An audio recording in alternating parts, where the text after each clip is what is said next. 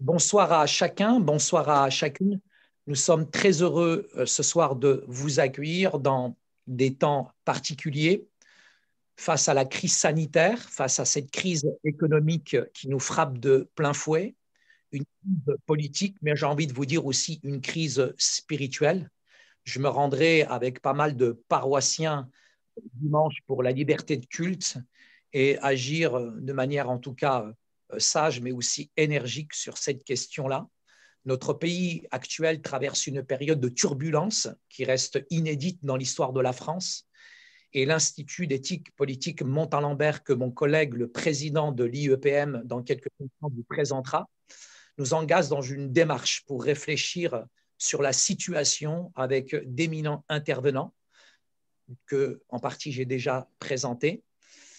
Nous avons besoin d'identifier les actions aujourd'hui et de les affronter dans des circonstances qui ne sont pas évidentes, mais en même temps, il faut, je dirais, affronter ce présent, mais en même temps, cet avenir sans le fuir.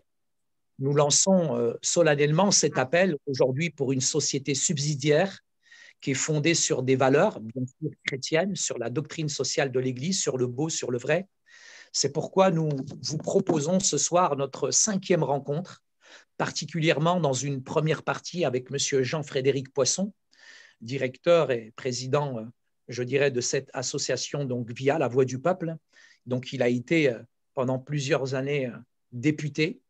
La subsidiarisation nous semble, dans ce marasme, être un principe, en tout cas nécessaire à retrouver et à appliquer pour refonder notre société et lui redonner des perspectives.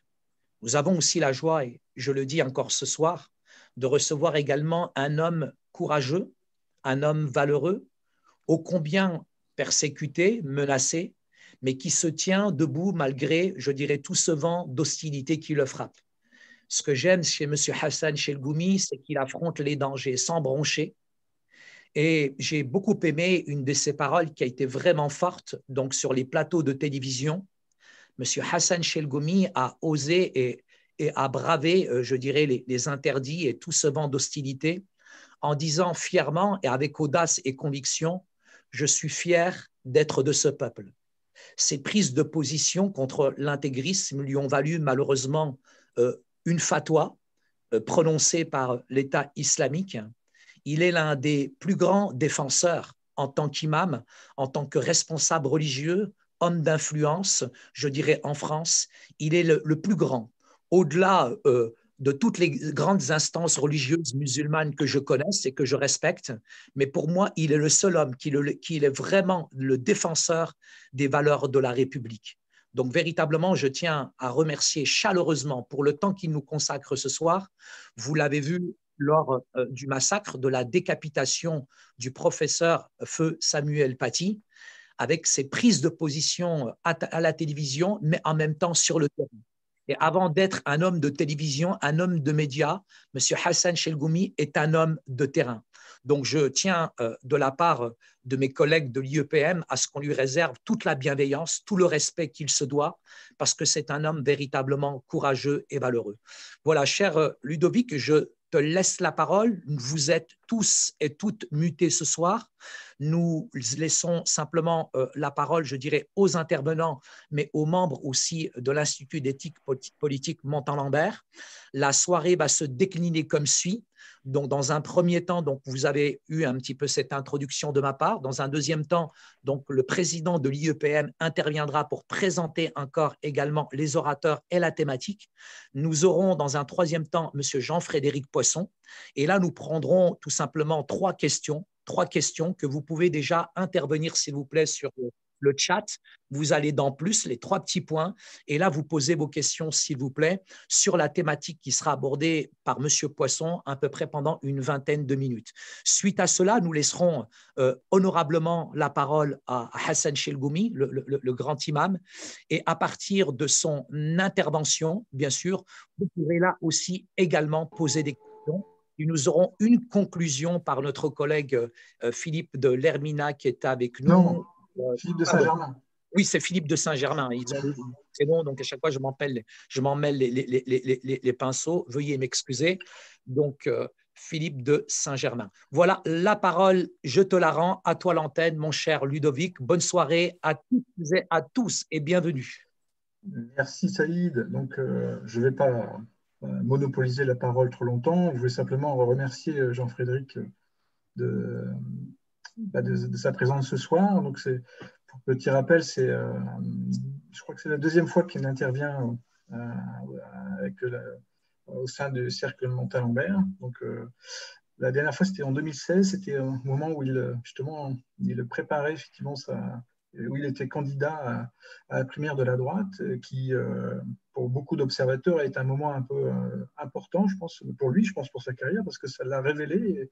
Et pour tous les observateurs, c'était effectivement un moment, je pense, et tous on peut s'en souvenir, un moment très intéressant où il a pu porter un message qui a vraiment intéressé beaucoup de monde donc qui l'a révélé également. Et c'est depuis, effectivement, on est resté régulièrement en contact pour travailler ensemble sur de différents sujets. Donc ce soir, particulièrement, ce qui nous intéresse, c'est de l'entendre sur effectivement la thématique qu'on travaille aujourd'hui, qui est la recherche de cette société subsidiaire qui manque tant, parce que on voit bien la crise dans laquelle nous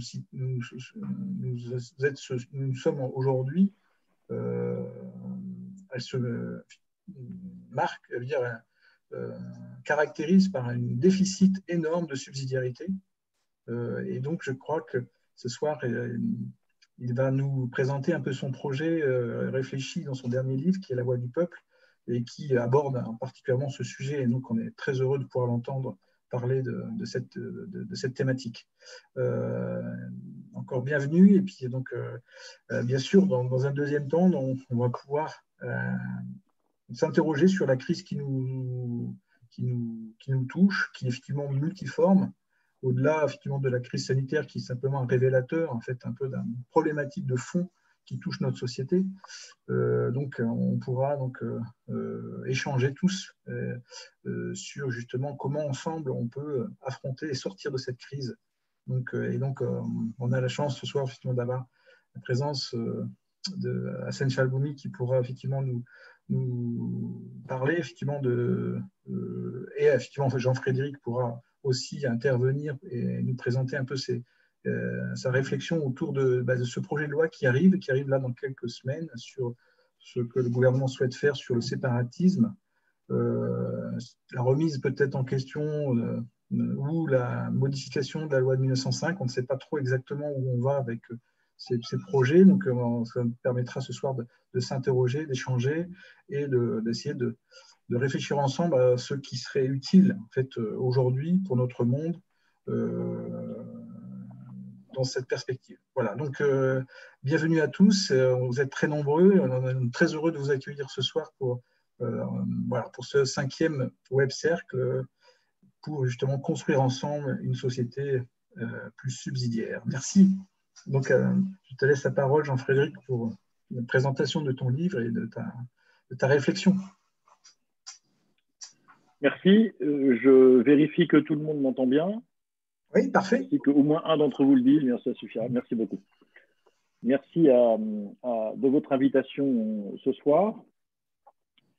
On m'a donné 20 minutes pour vous parler d'un sujet qui mériterait des séminaires entiers et sans doute beaucoup plus qu'une campagne électorale, mais je vais m'efforcer de répondre, cher Ludovic, au cahier des charges. Et j'en profite pour saluer l'imam Chalboumi, que je suis heureux de retrouver ici. La dernière fois que nous nous sommes vus, monsieur l'imam, c'était sur la place du Trocadéro, vous vous en souvenez, pour protester contre l'annexion par le président turc de l'église Sainte-Sophie. On est dans tous les mauvais coups, décidément, donc bienvenue dans ce repère de malfrats. Je voudrais commencer par une considération qui vous étonnera peut-être de la part d'un responsable politique, mais qui a tout à fait sa place dans le cadre d'un institut dont l'enracinement chrétien est évidemment pas douteux. La crise que nous traversons est d'abord et avant tout une crise spirituelle. Elle est une crise morale parce qu'elle est une crise intellectuelle. Le grand philosophe belge Marcel Decourt disait qu'il n'y a pas de crise morale qui ne soit pas d'abord une crise de l'intelligence. Ça s'explique très bien. Il est impossible de comprendre le bien qu'on doit faire et le mal qu'on doit éviter si, évidemment, on n'a pas une vision claire de la nature humaine, de la nature des choses et du sens de l'existence. Nous sommes en train de toucher les limites d'un système politique qui est résolument néolibéral, peut-on dire, en tout cas sur le plan philosophique, et qui fait que le seul horizon de l'homme étant désormais la vie terrestre, il est absolument normal que par désespérance, il en finisse par souhaiter se donner la mort. Ce sont toutes les législations sur l'euthanasie, parce que comme la vie est intenable, comment pouvoir résister plus longtemps?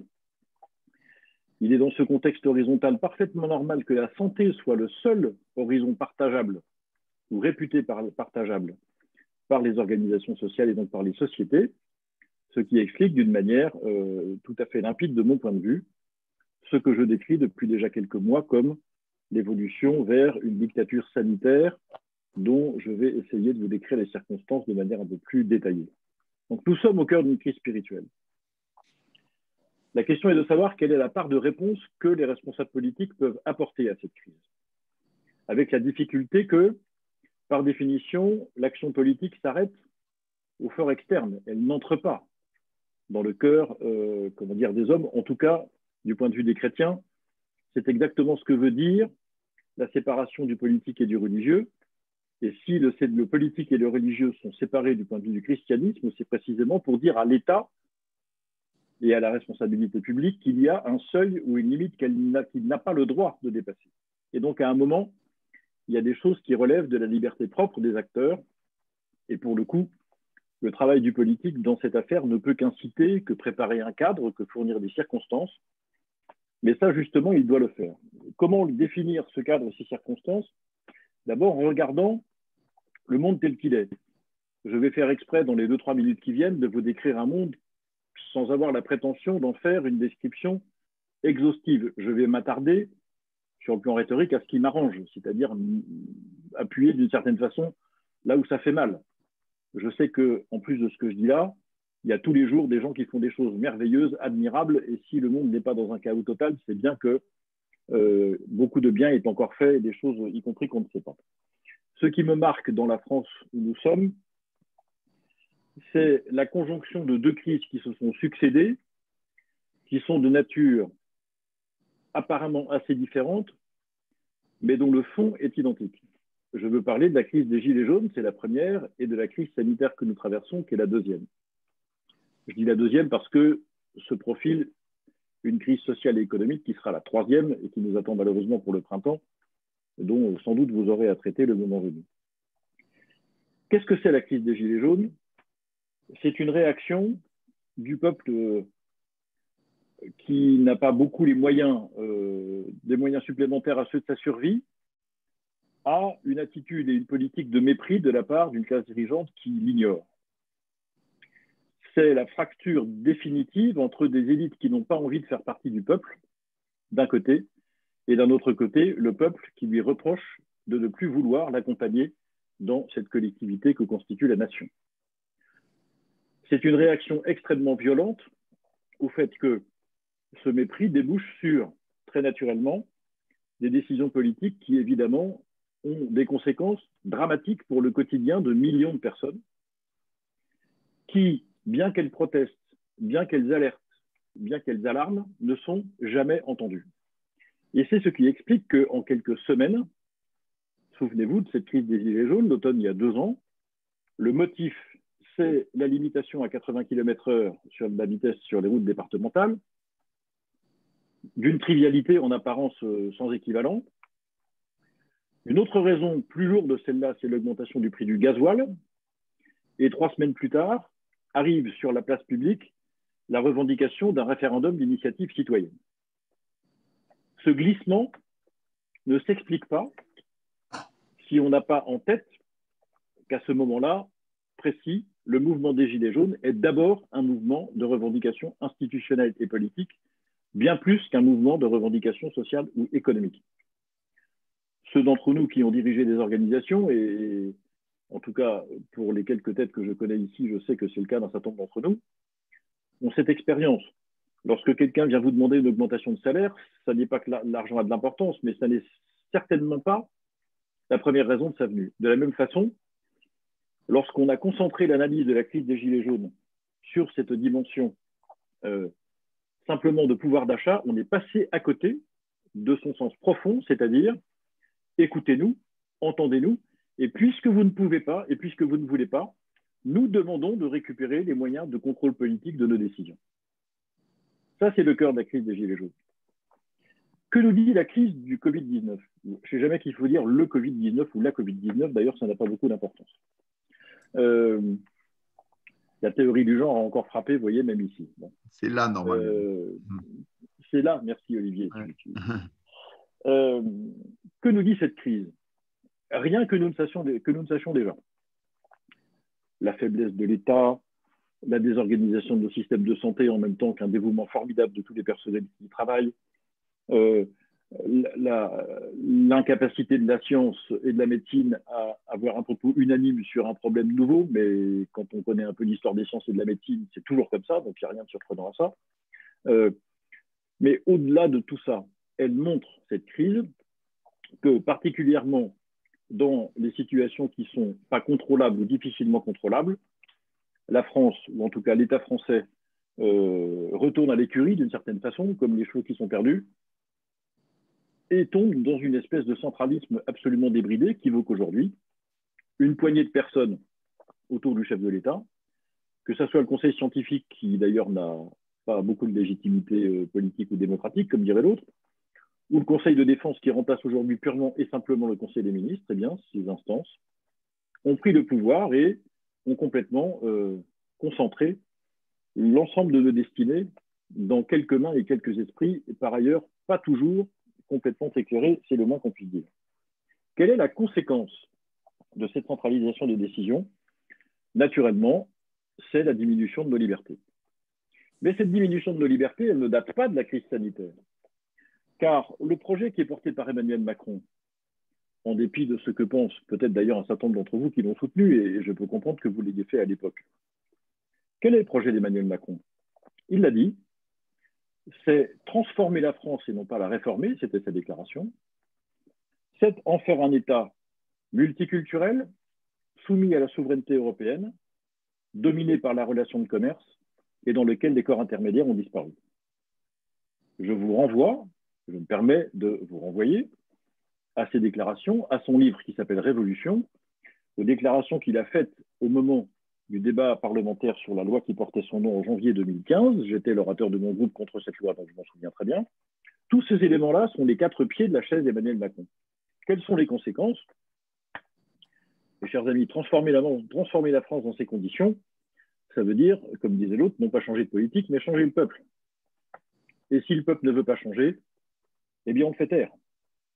Comment le fait-on taire?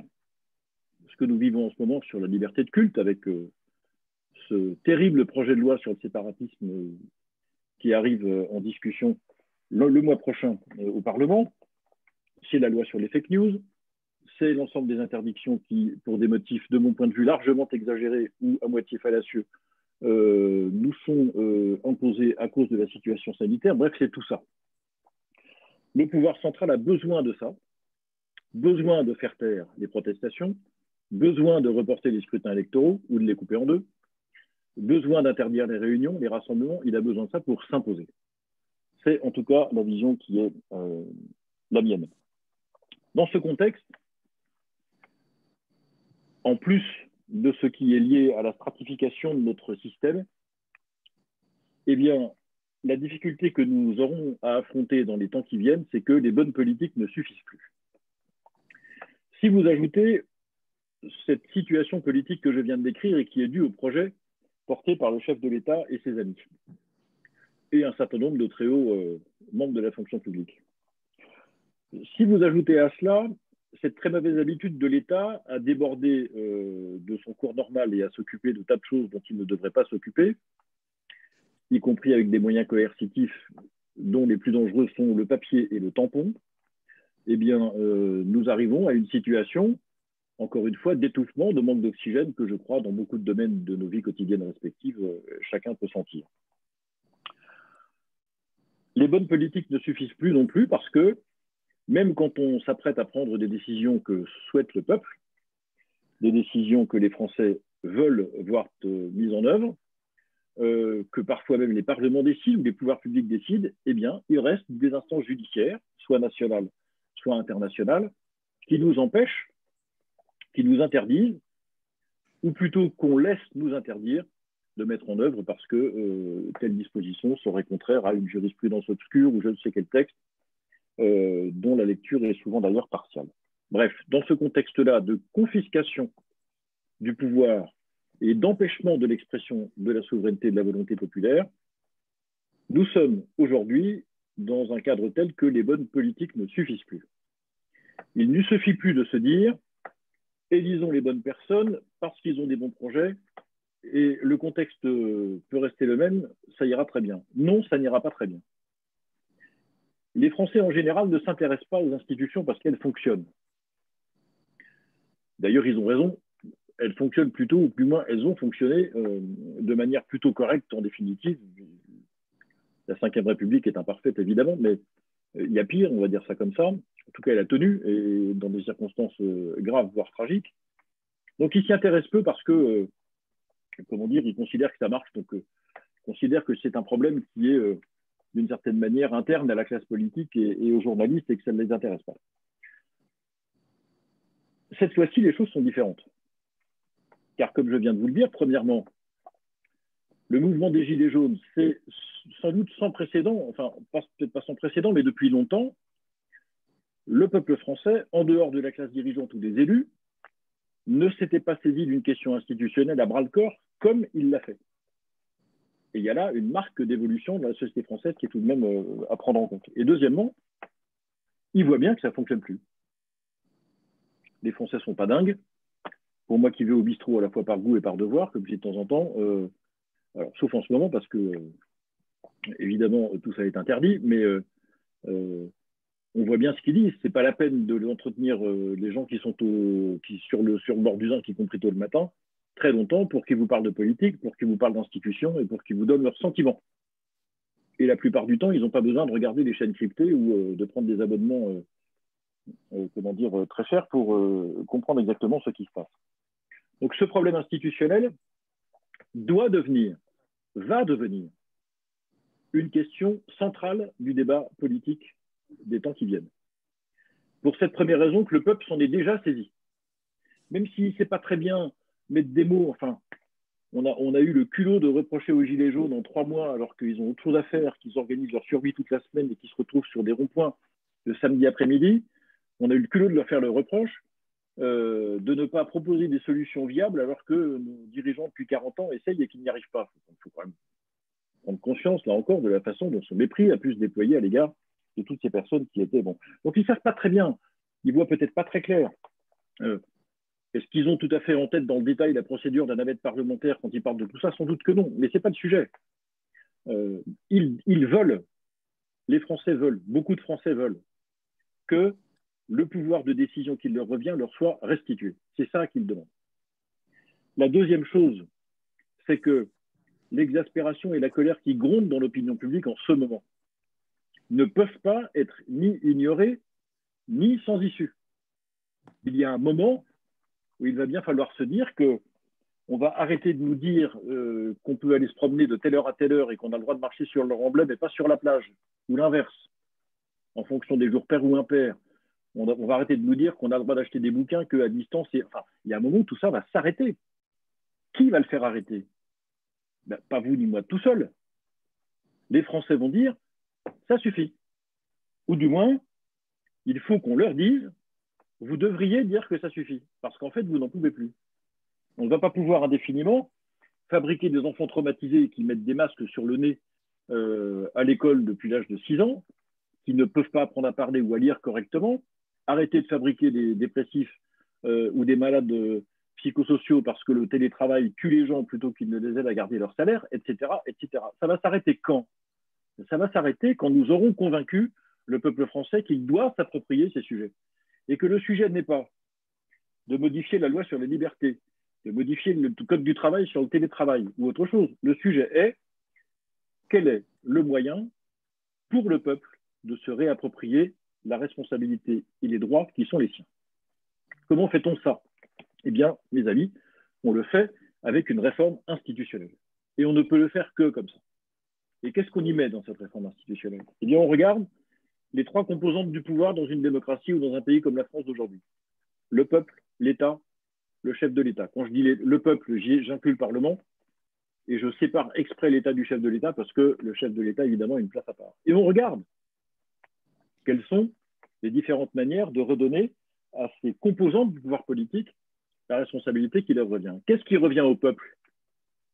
La souveraineté. Alors, je sais, si vous voulez bien, n'entamons pas ce soir la question de savoir jusqu'où le peuple est souverain, qu'est-ce qu'il peut décider, pas décider, parce que ça nous emmènera sur des distinctions de régime très fondamentales entre la monarchie et la démocratie, et je crois qu'on n'a pas le temps. Je ne refuse pas d'avoir cette discussion, mais ce n'est pas le sujet d'aujourd'hui. Dans le cadre où nous sommes, le peuple décide des grandes orientations politiques par son vote. Il a le droit de le décider par référendum sur tel ou tel type de politique publique, et donc on doit lui rendre ce droit. Mais vous comprenez bien que une des raisons pour lesquelles le peuple se désintéresse de ces questions institutionnelles, c'est que quand on lui demande de se prononcer par référendum en 2005, qu'il répond non à une question donnée, et que 3 ans plus tard, d'une certaine manière, on lui marche dessus en faisant adopter par le Congrès la réforme qu'il avait lui-même refusée 3 ans par référendum, comment voulez-vous que le peuple français croit dans les institutions? Ben là, il nous a dit, il y a 2 ans, oui, on a bien compris que de toute façon, si on ne vous demande pas ça, on n'aura rien, donc référendum. Réasseyons le référendum. Redonnons aux Français l'habitude de se prononcer par référendum. Vous verrez dans mon livre, si vous me faites l'honneur et la joie de me lire, que c'est ma première considération et la première manière dont j'entends qu'il récupère sa volonté. Deuxièmement, dans le projet d'Emmanuel Macron, il l'a dit très clairement, lisez s'il vous plaît ce livre qui a été écrit par ses 2 conseillers, ça s'appelle « Le progrès ne tombe pas du ciel ». Rien n'est innocent dans ce titre. Ça fait 130 pages ou 140 pages. Je vous garantis que si j'avais rendu ça comme mémoire de maîtrise à la Sorbonne quand j'étais étudiant, je n'aurais pas eu mon diplôme. Néanmoins, le mérite de cet ouvrage est d'avoir été écrit et de mettre sur la table la philosophie de M. Macron. Qui voit-on dans ce projet? Très simplement, on prie les corps intermédiaires de rester à leur place, de s'occuper du quotidien des gens, et on leur demande et on leur dit grosso modo, la politique et les politiques publiques sont des choses qui sont faites pour les gens sérieux, laissez donc ça au pouvoir et occupez-vous de vos oies, de vos adhérents, et rendez service. C'est ce qu'Emmanuel Macron a dit à l'Église catholique aux Bernardins. Occupez-vous de l'action sociale, occupez-vous des écoles, laissez tomber Jésus-Christ, les normes morales, l'acte moral objectif, tout ça, c'est des foutaises. Rendez service à la société, pour le reste, laissez-nous faire. C'est la même chose. C'est la même chose. Les corps intermédiaires sous Emmanuel Macron sont sacrifiés. Pourquoi? Parce qu'il n'en a pas besoin. Parce que l'équilibre des pouvoirs et la répartition des responsabilités dans le corps social ne l'intéresse pas. Et donc, la chose à faire, c'est de rendre aux corps intermédiaires, familles, territoires, entreprises, associations, la part de responsabilité et d'initiative qui leur revient. Quelle est la meilleure manière d'y parvenir? Simplement, faire entrer les corps intermédiaires tous dans le Parlement. Et donc, au sein du Sénat, réunir les représentants des territoires, premier type de corps intermédiaire, ils y sont déjà, et faire entrer les 3 autres, familles, associations, entreprises, et leurs représentants. Où sont-ils, ces 3 autres aujourd'hui? Ils sont au Conseil économique et social environnemental. Mais le Conseil économique, social et environnemental n'a pas de prérogatives parlementaires. Il ne peut pas censurer le gouvernement. Il ne peut pas faire de propositions de loi. Il ne peut pas voter les propositions du Parlement ou du gouvernement. Donc, il faut donner à ces représentants qui sont nos représentants un pouvoir parlementaire en fusionnant le Conseil économique et social et le Sénat. Ça a l'air d'être quelque chose qui est encore un truc de spécialiste. Non, non. Ça veut dire que vos mouvements familiaux, ceux dont un certain nombre d'entre vous peut-être être adhérents, vos organisations professionnelles, vos syndicats de salariés, rentreront au Parlement, seront représentés dans le Parlement, et je souhaite que cette chambre, qui ne sera plus seulement la chambre des territoires, mais la chambre des corps intermédiaires, puisse avoir, comme l'Assemblée nationale, la possibilité de déposer une motion de censure, la possibilité d'avoir, sur un certain nombre de textes en tout cas, une forme de prépondérance partagée avec l'Assemblée. Bref, donner de manière très claire et très nette le signal que les familles, les territoires, les associations et les entreprises entrent dans le cœur des institutions. Ça ne sera efficace que si l'État est recentré sur ses fonctions régaliennes essentielles. Je répondrai à vos questions sur ce sujet s'il y en a. Je ne vais pas détailler maintenant, ce serait trop long. De la dérégulation, non. La dérégulation, ça consiste à tout laisser au marché avec la main invisible. Vous savez que personne n'a jamais vu, précisément parce qu'elle est invisible, qui est censée tout réguler et qui s'occupe de tout. Non, déréglementation, oui, c'est-à-dire on n'enlève pas à l'État ou aux corps sociaux la capacité de réguler les effets de marché et la liberté d'entreprendre. On supprime, ça c'est la dérégulation, on supprime toutes les normes administratives et techniques qui ne servent à rien.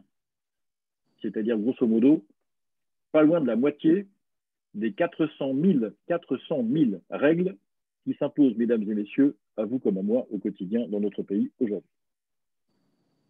Et si on se mettait simplement au niveau de la réglementation européenne, sur tous les sujets sanitaires, environnementaux, agriculture, l'industrie, l'accès des bâtiments aux personnes à mobilité réduite, l'hygiène dans les piscines, la largeur des fenêtres des écoles, le nombre de champignons par millimètre cube de fromage fermenté sur les marchés en plein air. J'en sais rien. Vous pouvez en avoir, vous en avez le calibre des carottes.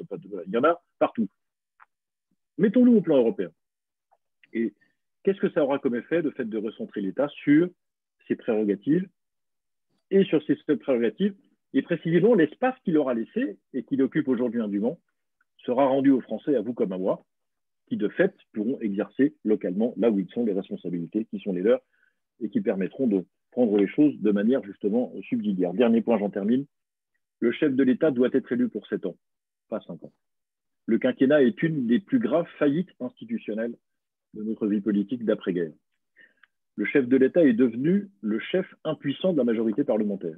Il n'est responsable de rien, il ne rend compte à personne, et il devient le chef de quelque chose qu'il n'est pas en situation de gouverner parce que le chef de l'État n'est pas là pour être président de groupe à l'Assemblée nationale. C'est un beau métier d'être président de groupe, mais ce n'est pas le sien.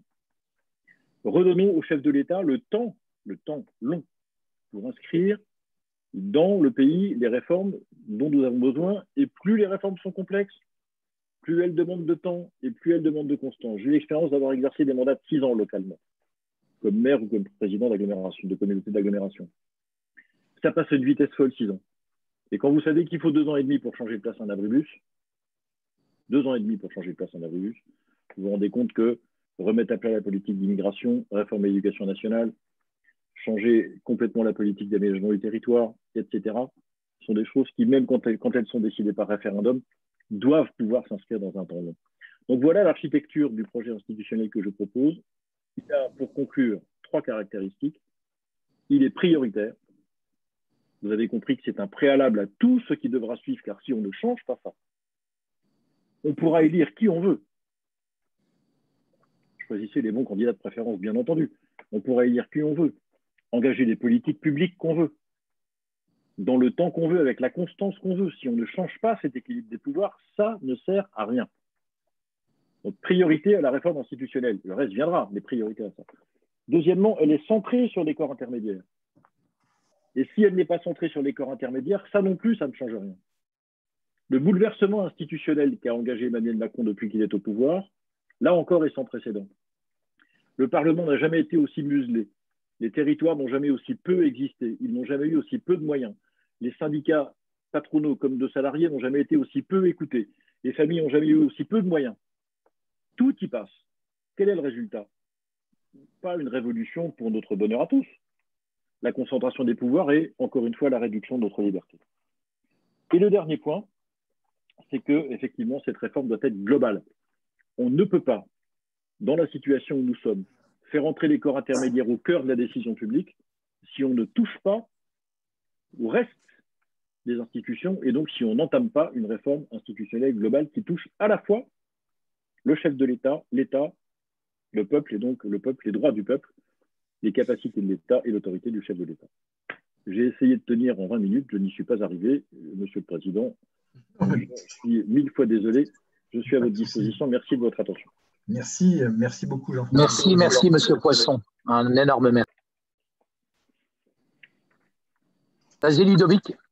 Non, je pense qu'effectivement, pour rebondir sur cette réflexion, je pense que c'est important peut-être de reprendre au travers de 3 questions plus politiques avec Philippe pour justement entendre et préciser en fait certains points avant de lancer les questions d'actualité. Donc, si tu veux bien, Philippe, si tu as préparé ou tu as à travers l'exposé les questions que tu veux poser pour préciser ou donner plus de contenu et de relief à ce qu'on vient d'entendre. Oui, Jean-Frédéric, bonjour. Bonjour. J'aurais une seule question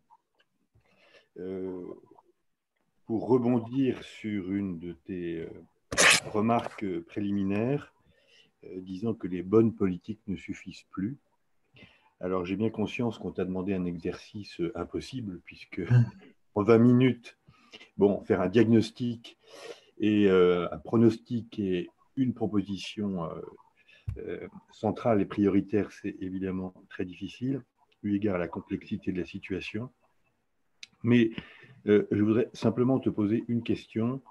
Les bonnes politiques ne suffisent plus, dis-tu. On pourrait rebondir en disant, mais les bonnes idées non plus. Ta proposition est très séduisante, mais la question, c'est comment faire en sorte que cette bonne idée, ce constat, cette réforme institutionnelle, soit adoptée par une majorité de décideurs, une majorité critique de décideurs en mesure de transformer cette bonne idée en réalité, en réalisation. Quelles sont tes propositions, quelles sont tes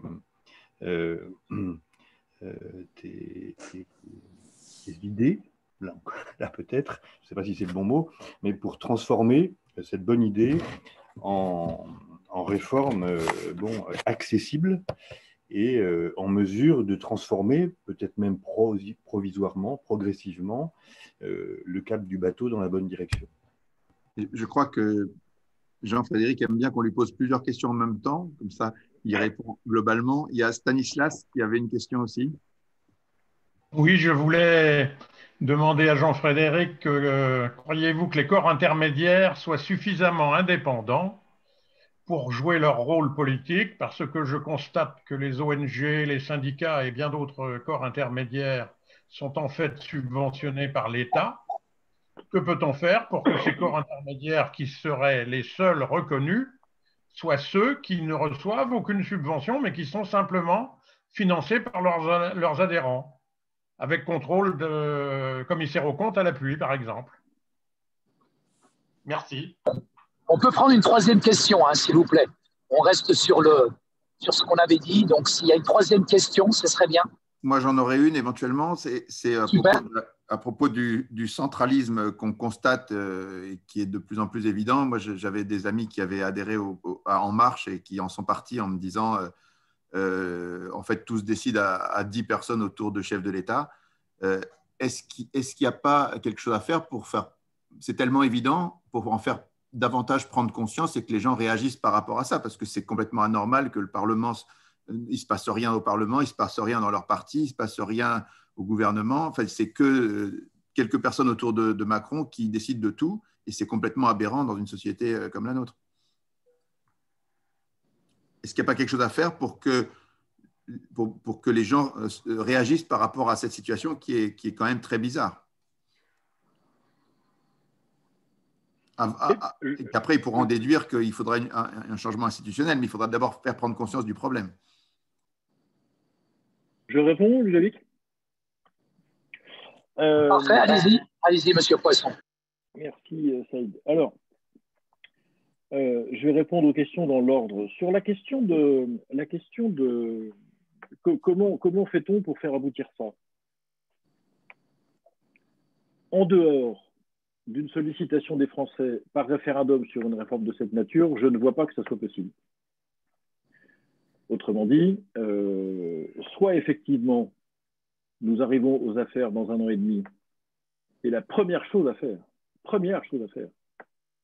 c'est d'engager ce vaste projet de réforme institutionnelle, dont une partie des dispositions doivent entrer en vigueur immédiatement, les autres peut-être un peu plus tard. Par exemple, il est très mal élevé de vouloir prolonger la durée du mandat présidentiel quand on est soi-même aux affaires en train d'être président de la République. Vous comprenez bien que ce ne sont pas des choses qui se font. Donc, il y a des choses qui relèvent d'une application immédiate sur la réforme du Parlement, sur d'autres choses qui sont prévues dans ce projet. Bon. Mais la clé, c'est le référendum. Soit le pouvoir exécutif l'initiera s'il est de la bonne couleur, soit eh bien, nous devrons faire campagne pour essayer de l'obtenir, même si, comme je l'indique moi-même dans mon livre, les conditions d'organisation et d'effectivité d'un référendum d'initiative partagée aujourd'hui, tel qu'il est prévu par les textes, sont telles que c'est très difficile de l'obtenir. Mais le peuple doit décider de ça. Et je crois, j'ai la conviction, pour être plus précis, que si effectivement la perspective qui est donnée aux Français, c'est de dire au fond, vous allez changer d'institution, mais à part la lettre de la Constitution, peu de choses changeront. Il n'y a aucune chance que ça les intéresse. Pourquoi? Parce que il y a, comme Philippe, tu l'as évoqué tout à l'heure, une telle crise de confiance dans les institutions politiques aujourd'hui de la part des Français que c'est terriblement difficile de les remotiver pour ça. C'est la raison pour laquelle je crois que les responsables politiques doivent réfléchir, et j'ai fait des propositions aussi dans ce sens, à ce que veut dire la confiance pour un peuple. Confiance qui se donne et qui ne se décrète pas, et ça se donne avec un risque maximum, c'est-à-dire sans retenue. Par exemple, le fait que je souhaite voir le président de la République prêter serment sur la Constitution quand il prend ses fonctions, vous savez que c'est à peu près le seul chef d'État dans les grands pays du monde à ne s'engager à rien une fois qu'il arrive aux responsabilités, ça n'est pas grand-chose, peut-être. Mais symboliquement, ça veut dire qu'il y a un engagement, il sera respecté, et donc il faut trouver comme ça d'autres moyens de faire en sorte que, petit à petit, la confiance entre les autorités politiques et le peuple se restaure. Et à ce moment-là, on aura la possibilité d'intéresser encore davantage, même si je pense qu'il l'est beaucoup aujourd'hui, déjà le peuple à la chose politique, et le référendum permettra de statuer sur ces questions. Je ne vois pas d'autre possibilité que celle-là.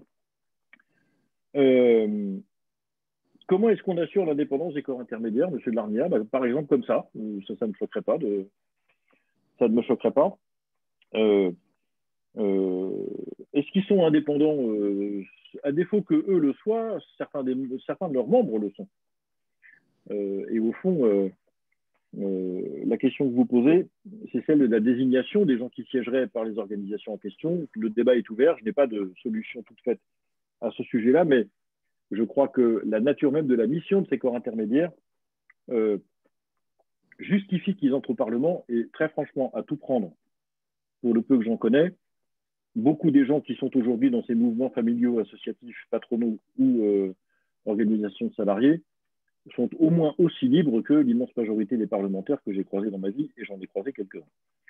Donc au fond, je ne suis pas sûr qu'on même perdrait au change, en envoyant les corps intermédiaires siéger dans le nouveau Sénat.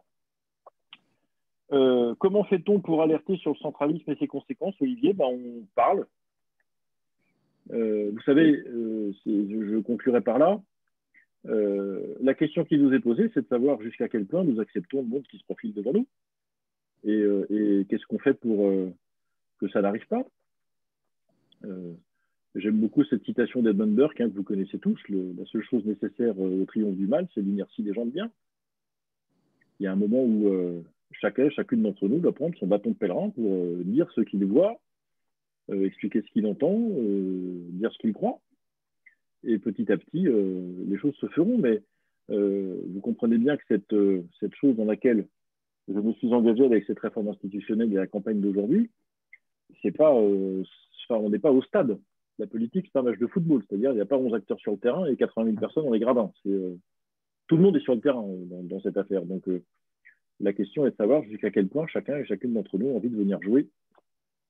Je mets des guillemets à jouer ou pas.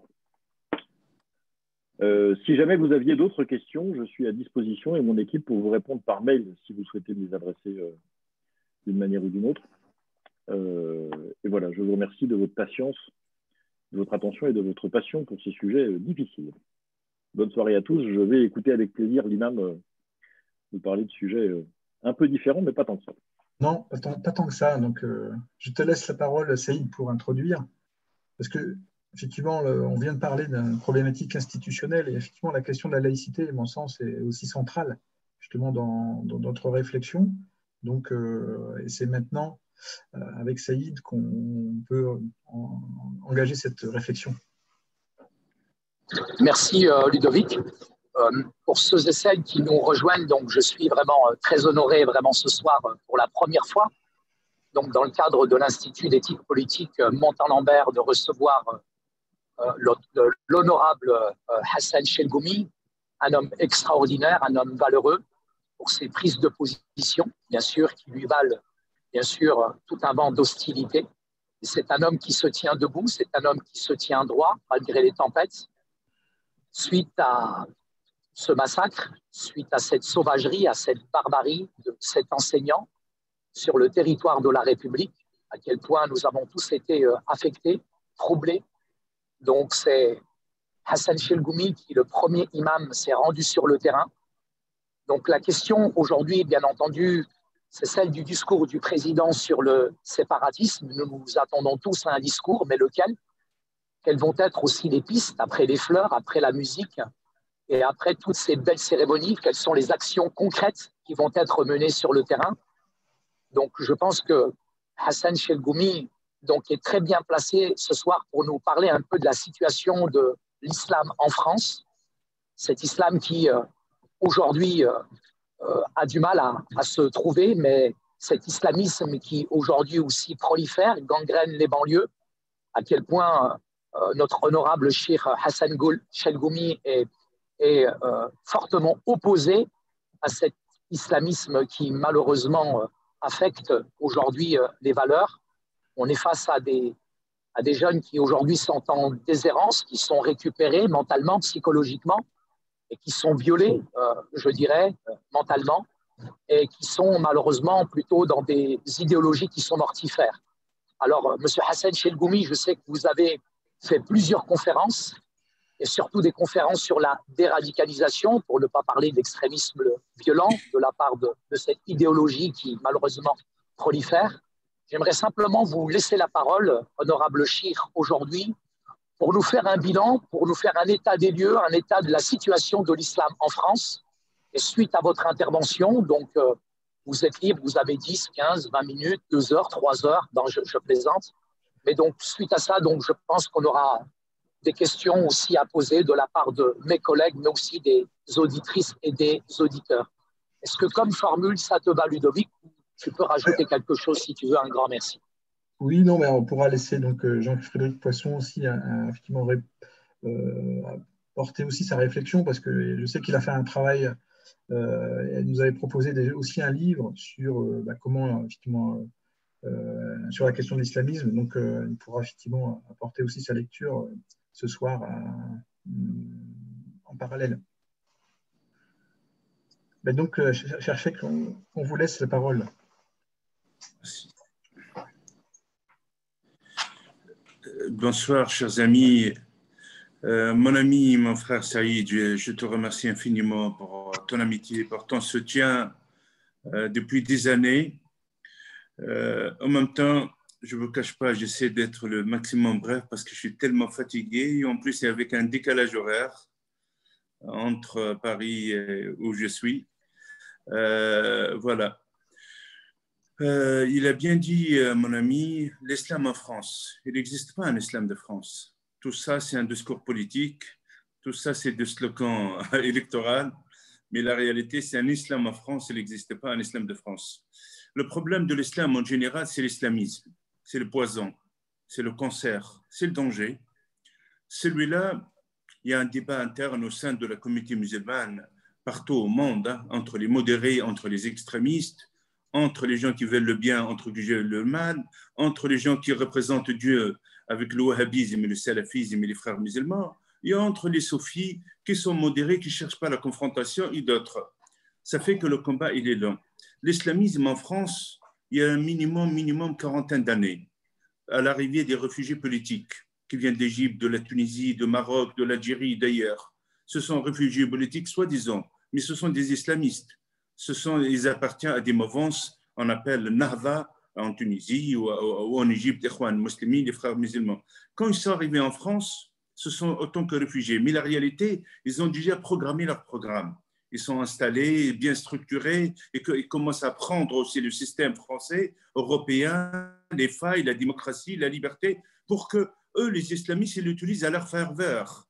C'est ça qu'ils ont développé. Parce que vous avez le congrès de l'UF, l'Union Organisation Islamique de France. Il possède 250 mosquées, presque à peu près 400 associations. Minimum, ils ont 36 ans de congrès. Vous voyez, chaque année, le congrès de Bourget, 36 ans. Imaginez 36 ans 36 ans de gangrène, 36 ans de manipulation, 36 ans de l'argent, de la manipulation, de le discours victimaire. Voilà.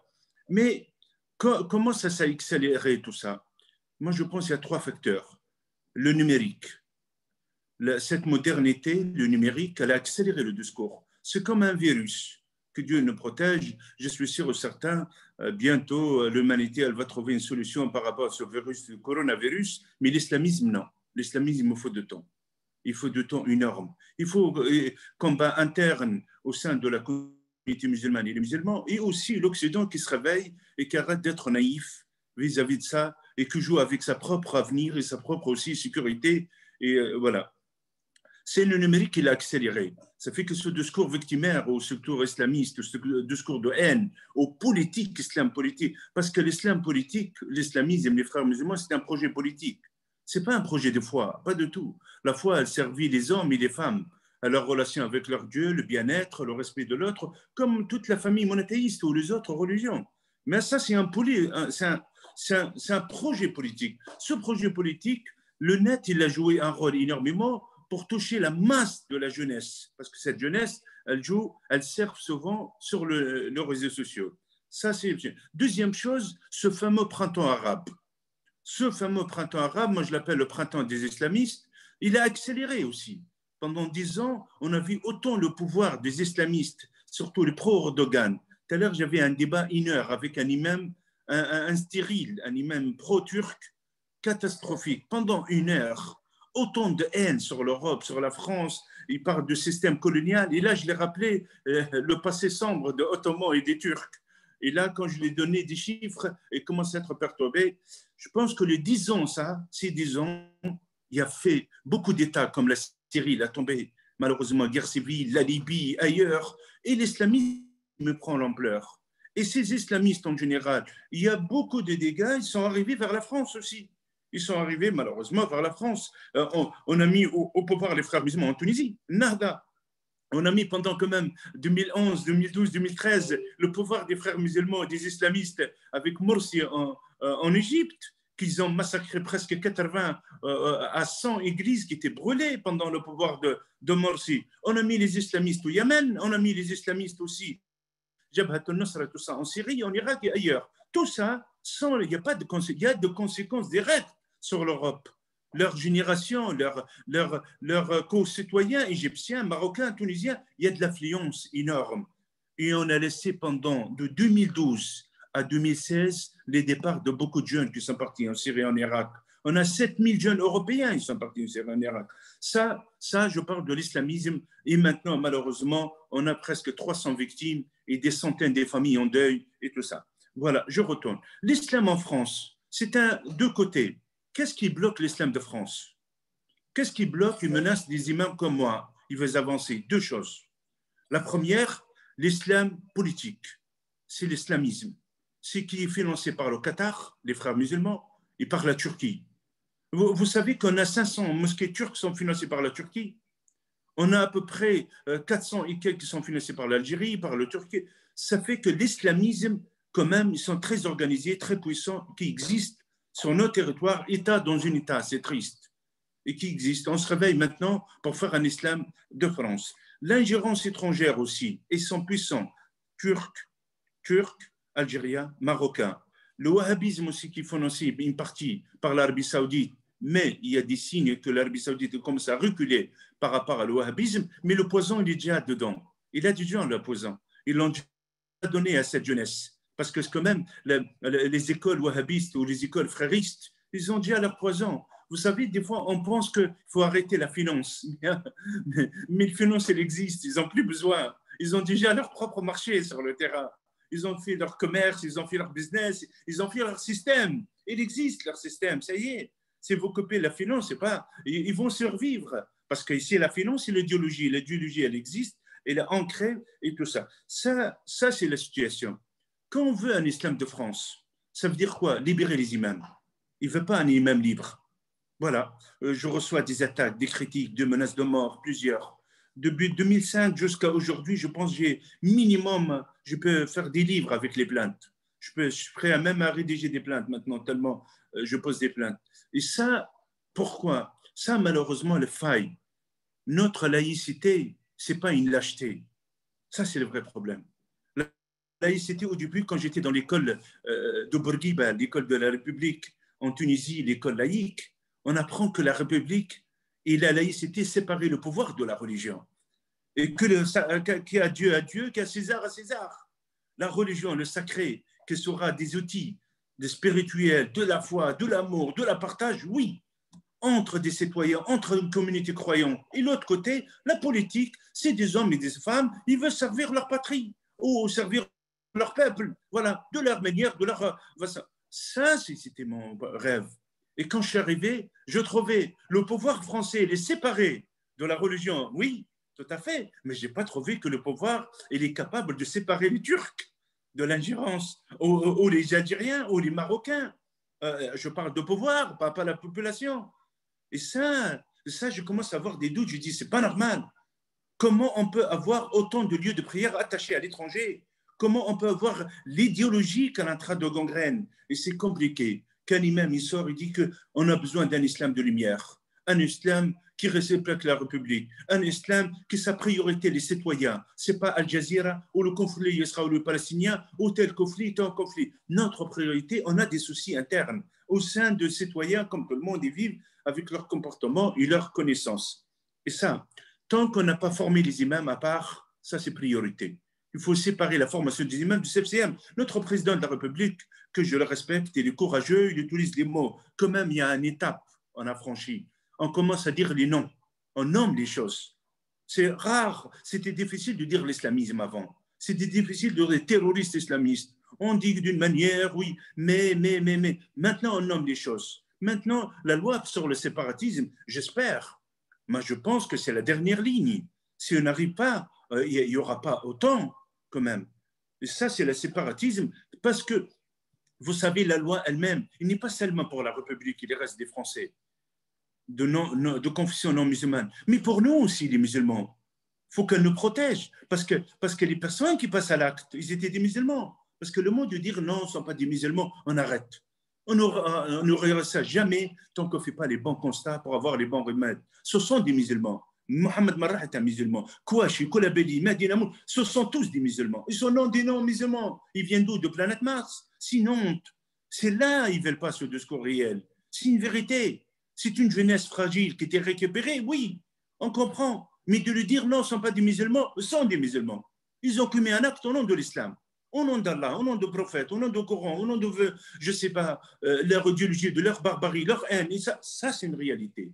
Et cette réalité, qu'on arrive à le consommer et que le musulman il comprend, mais qu'est-ce qui bloque ça? Qu'est-ce qui bloque? Un discours victimaire, un discours malheureusement qui a pourri les esprits de cette jeunesse, qui a pourri. Vous êtes victime de quoi? J'aime bien comprendre. Victime de quoi? Le système colonial sort il y a 70 ans, 80 ans. La France et l'Allemagne, ils ont fait quand même des millions de morts entre eux. Ils ont tourné la page. Il n'y a plus de frontières maintenant entre eux. Il y a des Allemands et des Français se marient entre eux. Il n'y a pas un chef d'État allemand, il ne peut pas aller la première voyage officiel en France. Comment on peut tourner cette page? Ça s'arrête. On arrête avec votre discours victimaire. Ça, c'est la première. La deuxième, vous êtes victime de quoi? De sionisme, d'Israël. Vous êtes victime de quoi? Ils sont victimes de je ne sais pas tel. Ce discours victimaire de l'extrême gauche ou d'autres qui a pourri cette jeunesse. Et on leur rajoute quoi? L'islamisme. Waouh! Vous êtes victime, mon frère. C'est un complot américain contre vous. L'Occident, les chrétiens. Vous imaginez qu'un dictateur, qu'un homme le plus dangereux de ce siècle, il s'appelle Erdogan. Il compare la situation de certaines minorités et des croisades. Ça, c'est le danger. Ça fait qu'ils confrontent, juste quelques jours avant l'attentat de Nice, ça fait donne quoi l'esprit? Il donne l'esprit victimaire. Parce que le discours victimaire, il est tellement dangereux. Quand vous mettez dans la tête d'un jeune ou d'un enfant ou d'un ado que vous êtes victime, et malheureusement, il croit qu'il est victime. Il rentre dans son système idéologie, il a les désirs de passer à l'acte, de la vengeance, parce qu'il est victime. Et là, il prend la vengeance à des simples, pauvres, innocents martyrs dans une église. Il le massacre. Et une honte à l'humanité. Une honte à l'humanité d'avancer de cette manière. Ce discours victimaire, celui de l'islamisme. Et on rajoute aussi mauvaise structure qu'elle existe sur l'islam. En France, vous trouvez les dégâts qu'on le paye aujourd'hui. Cette priorité, la loi de la séparatisme. Vous savez, Dieu à Dieu et à César à César. Tant que la République, elle attend quoi? Elle attend les musulmans se réveiller. Et alors, ça fait 15 ans que Chalgoumi parle. Il ne veut pas se réveiller. Il y a un moment, il faut que la République elle se réveille. S'ils ne font pas leur travail, c'est la République qui fait son travail. Si Dieu, pardonnez-moi, il ne veut pas son travail, César, il fait son travail. Si dans le sens on parle de ça, s'ils veulent se réveiller, s'ils disent que la charia, la loi d'Allah, elle est puissante que la République, mais quelle connaissance de la religion ou de la foi musulmane? Un vrai croyant, qu'est-ce qu'il fait? La première chaise est prise pour la terre sacrée qu'elle est née. Parce que la terre, elle est où elle est née, c'est une terre sacrée. Il prie aussi pour quoi? Pour un État ou un organisme ou des lois qui le protègent, qui le donnent quoi? Le droit de sol. Moi, je demande aux musulmans de France ou d'Europe, allez ailleurs. Allez ailleurs. Vous allez voir que ça veut dire le droit de sol, l'accès à l'éducation, aux soins, l'égalité entre les hommes et les femmes, l'égalité entre les personnes et les noms. Ce n'est pas le monsieur tant comme monsieur tel, ce n'est pas pareil. Allez ailleurs. Vous voulez charia? Allez charia où elle existe, cette charia, je ne sais pas où elle existe, mais allez ailleurs. Allez voir qu'est-ce que ça veut dire. Ce discours, il faut que ça ait la responsabilité. La République, elle impose des choses. Pourquoi la République, elle a imposé les règles à la communauté juive avec Napoléon? Ils ont eu leur consistoire. Jusqu'à aujourd'hui, chaque samedi, chaque Shabbat, la communauté juive a pris pour la République. Oh oui, 1905, l'Église, ce n'est pas la République qui a imposé les règles à l'Église. Aujourd'hui, il nous manque un vrai Napoléon. Un vrai Napoléon. Il y a un vrai qui doit imposer les choses. On impose les choses, les règles. On ne veut pas qu'on tombe dans la barbarie. Parce que qu'est-ce qu'ils souhaitent ces barbares et criminels au nom de l'islamisme, au nom de la haine? Ils veulent nous diviser. Ils veulent qu'on devienne des sauvages comme eux. On tue. Ils veulent qu'on perd cette liberté. Ils veulent détruire des mosquées ou des minorités pour eux, dans leur vision. Parce qu'ils veulent que la confrontation. Mais la réalité, non. Non. Il ne faut pas que nous, on devienne des barbares. Et on change comme eux. Jamais de la vie. Mais en même temps, soyons fermes. Parce que la République, son rôle maintenant, de limiter les choses, d'imposer les choses. Imposer, par exemple, fermeture de lieux de haine. Tous les lieux de haine. Je ne l'appelle pas mosquée. Comme une église ou une synagogue. C'est lieu de paix, d'amour, de partage. C'est lieu d'une communauté. Elles veulent vivre leur foi. Quand le lieu il devient malheureusement secte, un lieu de danger, c'est la République qu'elle peut fermer. Ce n'est pas à nous de fermer. Vous savez, ils m'ont demandé de jeter des... 2010, j'ai eu 1 an de manifestations devant ma mosquée, collectif Cheikh Yassine, 1 an. Ils m'ont diabolisé. Et est-ce que vous trouvez c'est qui? J'ai trouvé personne. J'avais 2 policiers qui me protègent, le reste des fidèles étaient agressés. Et l'islamisme en face de ma mosquée. Mais ils m'ont dit, faites le nettoyage. Ce n'est pas à moi de faire le nettoyage. L'islamisme, il vient d'ailleurs. Il vient de telle ville, de telle ville, de telle ville. Ça, c'est la part de responsabilité. Il ne veut pas qu'on dérange. Je pense que là, le nettoyage réel, fermer les lieux de haine, fermer les sites de haine, expulser les personnes qui prêchent la haine, la personne, malheureusement, qui vont passer à l'acte, la personne qui vont manipuler cette jeunesse. Cette fermeté, on a besoin. On a besoin réellement, réel. Et j'espère que le 9 décembre, avec la loi de séparatisme, il y aura, comme il a dit le président de la République, la peur, elle change de camp. J'espère que la peur, elle change de camp. Ces gens-là, ils vont voir peur, ils vont voir 1000 fois peur, pas nos citoyens. De l'autre côté aussi, il y a quoi? C'est la formation. Il faut former les imams. Il faut avoir une formation des imams réelle, des aumôniers et des imams. Vous savez, ils donnent la formation des imams au CFCM, mais c'est incroyable. L'ingérence étrangère incarne cette instance, malheureusement, et je trouve que la formation des imams, la lutte contre les études Internet, musulman parle aux musulmans et contre la haine. Et le troisième point que je le termine avec, c'est l'éducation. C'est l'éducation, c'est très important. On a un vrai problème majeur, c'est l'éducation. Quand vous avez des enfants, quand on nous donne, on nourrit la haine, on nourrit la haine de l'autre. L'autre, c'est qui l'autre? L'autre, quand le proverbe de Ali ibn Abi Talib, le cousin du prophète, s'il n'est pas ton frère dans la religion, il est ton frère dans l'humanité. Pourquoi on ne nourrit pas et on n'éduque pas nos enfants par l'amour? L'autre, c'est qui? L'autre, ton frère, quel que soit chrétien, ou juif, ou athée, ou protestant, ou bouddhiste, c'est ton frère dans l'humanité. C'est ton voisin, ton citoyen qui partage un avenir avec toi. Cet esprit d'amour, c'est ça qu'il faut le donner. Ça, c'est une. Deuxièmement, donner une vision de la France positive, vision qu'il y a de l'avenir. Ce pays qui vous a donné autant de choses positives, je pense que ça, c'est qu'on a besoin, cette éducation. Ces parents qui font ce travail-là, il faut l'encourager, il faut l'aider. Mais les parents qui sont abandonnés, leurs enfants, et qui sont absents, et qui négligent l'éducation de leurs enfants, ou le contraire, comme les parents, ils ont animé la haine contre ce professeur, il faut le sanctionner avec toutes les manières, parce que je pense que les trois volets, la formation et le numérique qui jouent un rôle, et l'éducation, qu'on peut sauver. Maintenant, il ne faut pas qu'on désespère. Là, normalement, s'il y a quelqu'un désespéré, c'est moi, le plus. Il y en a autant de critiques et de menaces. Dès que vous allez sur les réseaux sociaux, vous allez voir toutes les erreurs. Vous aurez un des messages, par exemple, il y a 2-3 jours, j'ai mis, il y a 12 000 commentaires, tellement il m'adore, il m'aime. C'est pas grave. La parole, elle est forte. Les gestes, ils sont très forts. La sincérité, elle est très forte. C'est important. Persister. C'est nous qu'on va gagner. Allah, Hachem, Dieu, il est avec nous. Le Saint-Esprit, il est avec nous. Il n'est pas avec les gens qui veulent de mal, ils veulent de la haine, ils veulent la division, ils veulent détruire l'humanité et l'héritage. La France, elle est en train de faire bouger les lignes dans le monde. Il ne faut pas regarder. Vous savez, on a eu une période très difficile. On a payé des martyrs, mais il ne faut pas oublier l'histoire de la France quand même. Ce n'est pas moi, les mêmes qui viennent d'origine tunisienne, qui doivent parler aux Français, de dire leur histoire. Vous avez sacrifié des millions de vies pour la liberté. Vous avez donné autant de vies pour changer les lignes dans le monde. Le cercle de lumière, tous ces philosophes, tous ces écrivains, tout ça. Je pense que le monde, il vous regarde. Le monde arabe, il bouge. Le Golfe, il bouge, il est en train de bouger. Certains pays arabes. Mais malheureusement, il reste le combat et les rues dures, lents dans notre pays. Un grand merci, honorable Hassan. Vraiment, c'est un message vraiment incisif, un discours en tout cas percutant, remuant, qui nous bouleverse. Merci pour ces grandes vérités que vous venez en tout cas de dégager. Merci infiniment. Je crois que beaucoup de personnes ont déjà réagi. Je pense vous avez bousculé la conscience et réveillé même la conscience de pas mal d'auditeurs ce soir.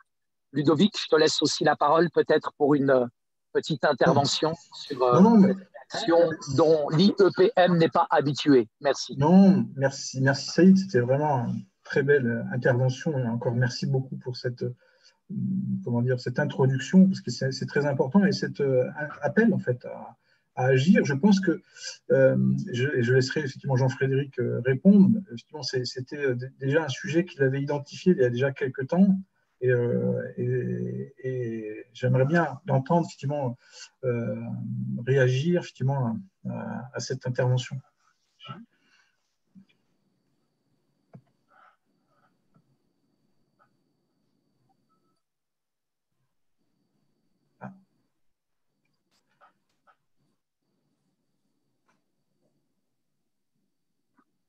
Et là, vous m'entendez? Oui, très bien. Très bien, c'est audible. Merci, monsieur l'imam, pour vos paroles. Je partage l'intégralité de ce que vous avez évoqué. J'ai travaillé sur ces sujets à la fois comme responsable politique, comme philosophe et comme chrétien, et comme citoyen, évidemment. Je vous rejoins sur l'analyse, l'évolution des mouvements fondamentalistes et leur essor. Je vous rejoins sur l'absence de fermeté de l'État qui, en l'espèce, a oublié son rôle, que dit d'ailleurs la loi de 1905, qui doit conserver une neutralité stricte à l'égard de toutes les communautés religieuses et leur garantir l'exercice du culte dans des conditions de pleine liberté. C'est le rôle de l'État. C'est non pas d'évacuer le fait religieux de la société, ce qui n'a aucun sens, mais garantir à ceux qui sont respectueux de l'ordre public le fait qu'ils puissent vivre leur foi tranquillement. Et il l'a oublié. Et il l'a oublié dans la circonstance que vous avez décrite particulièrement. Et en général, il l'a oublié à l'égard de cette catégorie de croyants musulmans qui sont déterminés effectivement à en découdre avec l'Occident et qu'il va falloir affronter de manière plus énergique, faute de l'avoir fait de manière pacifique et tranquille quand c'était encore possible. Maintenant, je crains comme vous que ça ne le soit plus. Moi, j'ai une remarque et une question, si vous me permettez. Ce que je souhaiterais vous dire en vous remerciant des positions que vous prenez, c'est que il reste un énorme malentendu que, pour le coup, seuls les musulmans qui sont attachés à la paix comme vous peuvent lever. Ce malentendu, ou en tout cas cette incompréhension, je vous le dis parce que c'est la mienne, hein, elle porte sur le fait que, dans le cœur même de l'écriture que vous considérez comme la parole d'Allah, on peut trouver des raisons de faire ce que vous-même vous reprochez à un certain nombre de vos frères en religion de faire, et vous avez raison de leur reprocher. Mais eux vous rétorquent qu'ils ont raison de le faire parce qu'ils le lisent, soit dans le Coran, soit dans les hadiths, soit dans la Sira, c'est-à-dire la biographie de Mahomet. Et donc, ce que j'ai envie de vous dire, c'est qu'au fond,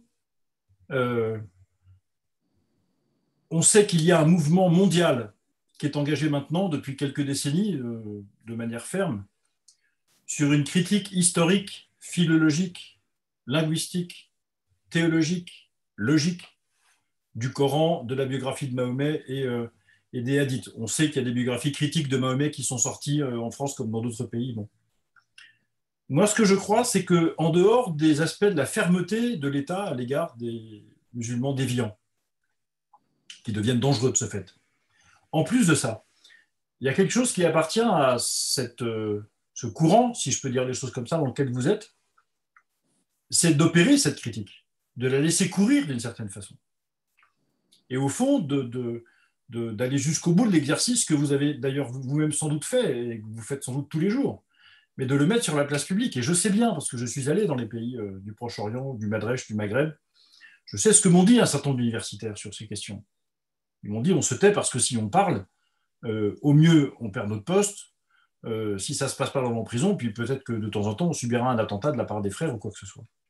Donc, casser ce silence est important. Parce que, je termine par là, pardon, c'est un sujet qui me tient à cœur, et merci à Ludovic de me permettre d'intervenir, mais il faut que je fasse attention.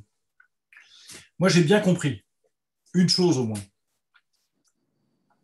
Les musulmans de France nous disent au fond, comment voulez-vous qu'on vive dans une société dans laquelle vous croyez à rien? La consommation, c'est l'horizon de votre vie. Vous ne respectez pas l'autorité des parents. Vous ne respectez pas l'autorité des professeurs. Vous avez davantage de considération pour les coupables que pour les victimes. Vous laissez vos jeunes consommer de la drogue, de la pornographie, de l'alcool, jusqu'à ce qu'ils en crèvent. Et s'ils n'en crèvent pas physiquement, mentalement, ils deviennent fous. Vous valorisez la paresse et ceux qui ne travaillent pas. Vous sanctionnez moins ceux qui sont injustes que ceux qui sont justes. Et en plus, vous mettez une énergie considérable à éradiquer le fait religieux de la vie sociale alors qu'on ne peut pas vivre sans. Comment voulez-vous que nous, musulmans, on vive dans une société pareille? Je vous rassure, monsieur l'imam, les chrétiens non plus ne peuvent pas vivre dans une société pareille. La différence, c'est que nous, on est plus nombreux, on est là depuis, d'une certaine manière, plus longtemps. Ça ne nous donne pas de mérite, mais c'est un fait historique. Donc, on s'y fait petit à petit. On a trouvé notre mode. Et il y a deux manières de réagir en tant que musulman avec ce discours-là. La première, c'est d'essayer de vivre avec le même état d'esprit à l'égard de la société que ceux des chrétiens qui sont là depuis longtemps, qui sont moins en opposition. Puis deuxième, c'est une réaction que je ne justifie pas, mais une réaction qui trouve, encore une fois, dans les textes sacrés non passés au crible de la critique, les motifs d'une action violente contre cette société. Donc voilà ce que je voulais vous dire, c'est une question, comment est-ce qu'on fait pour que ce mouvement critique finalement prenne son essor et que petit à petit, d'une certaine manière, vous d'abord, mais avec notre aide, pourquoi pas, on puisse discréditer les discours de ceux qui sont parti sur de mauvais chemins. Pardon de cette question et de cette intervention. Merci. Merci, Monsieur Poisson. Merci, Monsieur Poisson, pour cette franchise. Et ne vous inquiétez pas, je suis tellement heureux d'avoir l'honorable Cheikh Hassan Chelgoumi qui ne manquera pas, en tout cas, de répondre à cette question qui est cruciale, qui est d'actualité, bien sûr, parce que souvent, ce n'est pas une question d'interprétation, mais c'est souvent une question de degré. Je voudrais juste laisser la place à un très grand ami, quelqu'un que j'apprécie énormément. Je le connais maintenant depuis quelques années. Il nous a rejoint, Alexandre Delval. Monsieur Alexandre Delval, qui est ici présent avec nous. Il nous fait l'honneur d'être là ce soir. Si, Olivier, tu peux démuter Monsieur Delval, et éventuellement, ce n'était pas du tout prévu, mais en tout cas, vous savez, je suis dans mon salon marocain, je fais ce que je veux et je suis très heureux de l'accueillir. Donc, Monsieur Delval, voilà, thé à la menthe et pâtisserie orientale à volonté. Vous êtes le bienvenu pour intervenir. Bonjour, vous m'entendez? Très bien, Monsieur Delval. Bonjour, merci de votre accueil chaleureux et bravo pour votre initiative. Moi, je ne suis pas là pour parler ce soir, mais un tout petit témoignage. J'ai écouté avec beaucoup d'attention les deux intervenants, Monsieur Poisson et Cher Chalroumi. Je les salue. Voilà, c'était juste pour les féliciter. Et je suis témoin, je voulais dire aussi que je suis témoin de la persécution qu'a subie Hassan Chalgoumi. Et je me rappelle, ce n'est pas pour faire du jeu, pour me vanter, mais c'était mon devoir, je l'ai soutenu tout de suite dès le début. Et je vais témoigner quelque chose, c'est que quand je le soutenais au début, énormément de gens qui aujourd'hui l'apprécient, et ça c'est une victoire, me disaient « tu soutiens un faux modéré ». Je m'excuse de le dire, mais il faut être franc. Il y avait encore beaucoup de suspicions, et on me disait c'est des faux modérés, il y en a plein comme ça. Et ça me faisait de la peine parce que si l'ennemi, c'est l'islamisme et que les rares imams modérés, réformistes, sincères, qui balaient devant leur porte, sont traités par des gens, entre guillemets, de chez nous, de faux modérés, moi, ça me faisait beaucoup de peine. Et je suis heureux aujourd'hui, grâce à ces dernières positions, les derniers réticents ont enfin compris que cet imam était un imam ami de la France, de la civilisation occidentale, de la République. Et je suis ravi. Mais je peux vous assurer qu'au début, ce n'était pas facile. Beaucoup de gens croyaient qu'on était naïf en défendant l'imam Chalroumi. Donc voilà, ça c'est pour témoigner sur du positif. Il y a une évolution et on commence à comprendre qui est de notre côté et qui ne l'est pas. Et enfin ce n'est pas un combat contre l'islam, bien entendu, mais la preuve qu'il ne faut pas se culpabiliser et à se justifier, c'est que l'imam lui-même reconnaît, comme Abdelwahab Medeb, encore un Tunisien illustre, paix à son âme, qui est décédé, eh bien, ils disaient tous les deux, que c'est un cancer qui ronge le corps de l'islam de l'intérieur. Et donc, critiquer l'islamisme, non seulement ce n'est pas être anti-musulman, mais à mon avis, c'est le vrai antiracisme et c'est la vraie anti-islamophobie. C'est aider nos amis musulmans à aller vers la réforme et oser interpeller des textes qui ne sont pas forcément liés à la foi.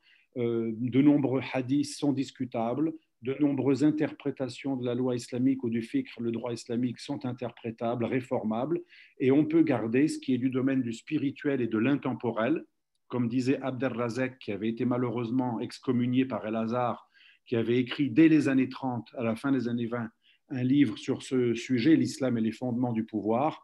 Vous voyez, c'est un vieux débat, enfin je conclurai là-dessus, c'est un vieux débat, y compris à l'intérieur du monde musulman. Abdelrazek, il a écrit son livre en 1929, je crois. L'imam Chalroumi me rectifiera si je me trompe d'un an ou deux. Donc c'est un vieux débat, et il avait été malheureusement excommunié par ses pairs à la grande université d'El-Azhar pour avoir osé vouloir adapter, non pas la spiritualité, mais tout ce qui est totalitaire et réformable car fait par les hommes. Il avait été diabolisé par ses pairs à l'époque. Donc c'est un combat aussi interne au monde musulman. Voilà, je m'arrêterai là. Et en tout cas, bravo à l'imam Chalgoumi qui, depuis 15 ans, je suis témoin, a des milliers de menaces contre lui. Et il faut aider les rares imams comme lui pour que d'autres osent parler.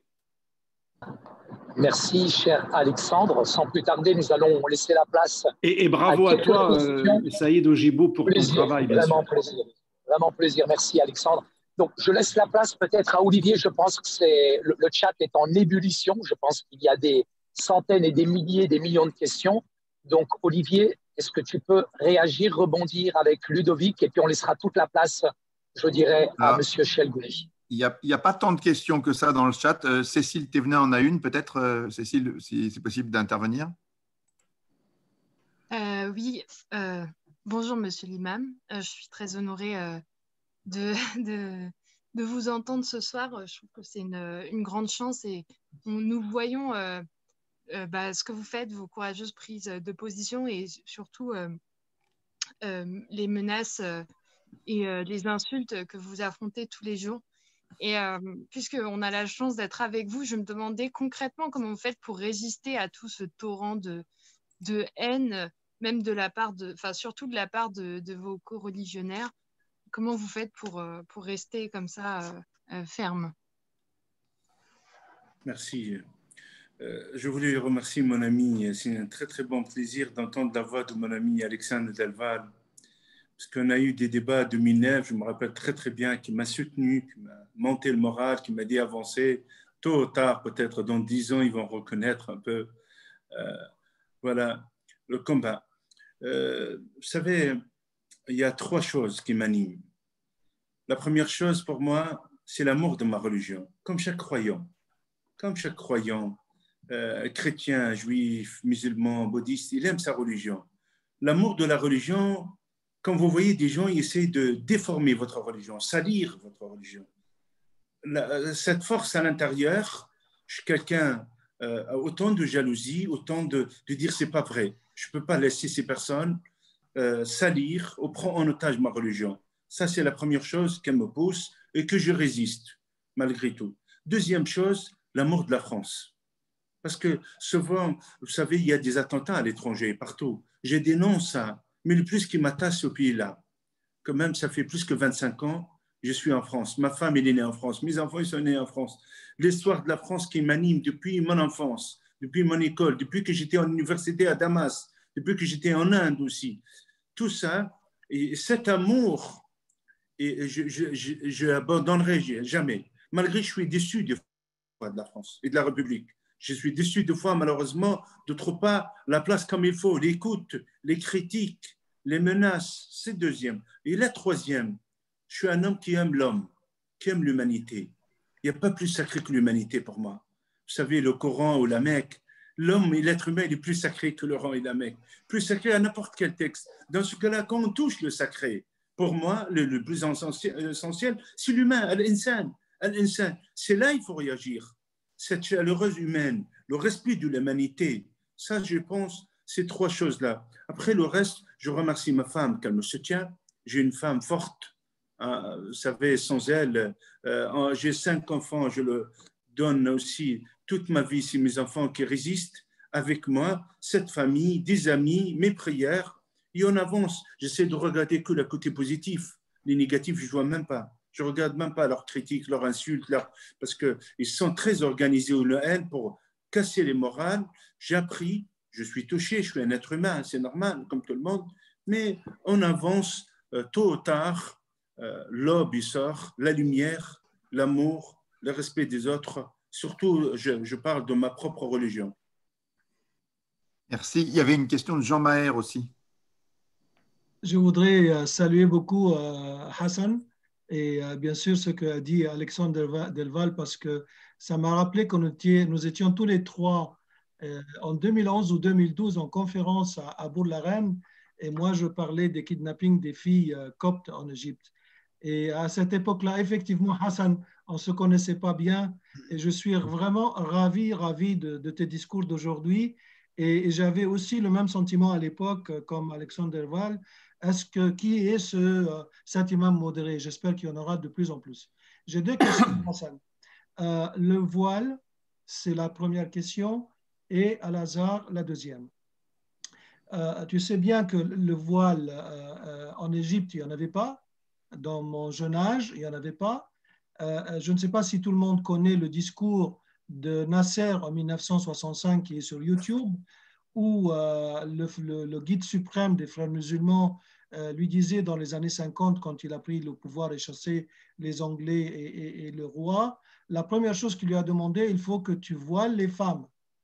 Et il lui a répondu, bah, toi, tu as ta femme, ta fille à l'université, elle n'est pas voilée, alors tu n'as même pas le pouvoir sur ta propre fille, et tu veux que moi j'ai un pouvoir sur 10 millions de femmes dans la rue. Et ça fait éclater de rire l'audience. C'est-à-dire que les gens, ils disaient, il y en a un qui a dit, mais demande-lui qu'il se voile lui-même. À ce point-là, que le voile dans la rue, c'était quelque chose d'impensable. Donc moi qui allais retourner en Égypte de temps en temps, je voyais que petit à petit le voile arrivait, et la stratégie des frères musulmans, elle est forte. Ils voulaient le voile, ils l'ont eu. Parce que 40 ans plus tard, quand j'allais dans les années 80-90… Jean, oui. Mais excusez un instant, parce que Jean-Frédéric va devoir partir. J'aurais peut-être une question intermédiaire juste avant, puisque j'avais, sur la loi de séparatisme, j'ai l'impression que Jean-Frédéric est très sceptique et que le cheikh est au contraire très enthousiaste. Il pense que ça va changer beaucoup de choses. Un tout petit mot là-dessus, peut-être sur les deux, avant de reprendre la question de Jean qui s'adresse au cheikh. Jean-Frédéric, avant de partir, qu'est-ce que tu penses de la loi de séparatisme? Tu penses que ça peut te donner quelque chose? Vous m'entendez bien? Oui. Oui. Monsieur Maire, je suis désolé de cette interruption que je n'ai pas souhaitée. Donc, si vous avez des réclamations, c'est très bien. Plaignez-vous, s'il vous plaît, auprès de l'organisateur. Je n'y suis pour rien, je plaide non coupable. D'abord, je n'ai aucune confiance dans ce gouvernement. Aucune. Deuxièmement, il y a dans les travaux préparatoires de la campagne d'Emmanuel Macron ce qu'on a appelé les Macron Leaks. Vous vous souvenez peut-être de ces fuites qui ont fait connaître à l'opinion publique un certain nombre de documents de travail nombreux des équipes Macron en vue de la présidentielle. Les 3 ou 4 feuillets qui sont consacrés à la réforme de la loi de 1905 dans ces documents sont très très intéressants. Ils ont 2 cibles, l'islam, les évangéliques. La réforme de 1905, qui était à l'époque dans les tablettes de Macron, elle était faite pour contenir les religions dont il considère qu'elles ont un poids prosélyte parce que, du point de vue extrêmement républicain qui est le sien, le prosélytisme musulman et le prosélytisme évangélique sont tous les deux contraires à la République pour 2 raisons. D'abord, il n'y a pas d'accord passé, ni d'une logique concordataire, ni la loi de 1905 et de séparation avec ces 2 religions. Et deuxièmement, ils sont dangereux parce qu'ils sont assez facilement anti-républicains. Les musulmans, en tout cas la frange déviante de l'islam et des musulmans, on voit comment ils peuvent l'être. Et les évangéliques sont très contestataires sur des choses qui sont considérées maintenant comme le package ou la trousse de premier secours de la République, je veux dire la défense de la vie, et en particulier les questions qui sont liées à l'avortement, à l'euthanasie, mais il n'y a pas que ça. Donc je pense qu'il y a, moi je crains en tout cas très clairement, que sous couvert de contenir l'évolution d'une partie des musulmans de France qui se heurtent et qui veulent se heurter, qui sont les relais de ces États qui ont annoncé qu'ils voulaient installer la charia en Europe, c'est clair. Ils l'ont écrit il y a 20 ans, les documents sont officiels, ils sont publics. Bref, j'y ai consacré un livre à ce sujet, donc tout ça est clair. Pour contenir cela, je suis persuadé que le gouvernement va accentuer la pression sur tous les autres croyants qui, eux, n'ont pas d'animosité particulière de vouloir imposer quoi que ce soit à qui que ce soit, mais qui bénéficient d'un régime de liberté qui, par exemple, leur permet de scolariser les enfants à la maison. On a commencé à entendre dire que ça sera interdit, ce qui est un scandale. On va bientôt nous expliquer qu'il y a des choses qu'on n'aura pas le droit de dire, de faire, d'écrire ou de croire si on veut toucher les subventions publiques. Enfin, c'était le discours des Mureaux. Vous avez entendu le chef de l'État expliquer ça comme moi. Est-ce que les associations familiales catholiques qui militent pour le respect de la vie, de la conception à la mort naturelle, auront toujours le droit de toucher des subventions dans la mesure où elles s'attaquent à ce qui est considéré par beaucoup de nos gouvernants comme une liberté fondamentale, c'est-à-dire la liberté d'avorter? Comment vont se poser ces questions après la loi sur le séparatisme? Donc autant, puis alors moi, quand on commence à mettre les choses au pluriel, je suis mal à l'aise. Vous savez, là, c'est le philosophe que je suis qui a de mauvais réflexes, sans doute. Le séparatisme, je sais ce que c'est. Les séparatismes, si c'est pour n'inquiéter personne, on perd son temps. Enfin, on s'attaque contre… Il y a un point commun de tous les séparatismes, évidemment, d'où qu'ils viennent. Et ils sont tous également condamnables, ça ne fait pas l'ombre d'un doute.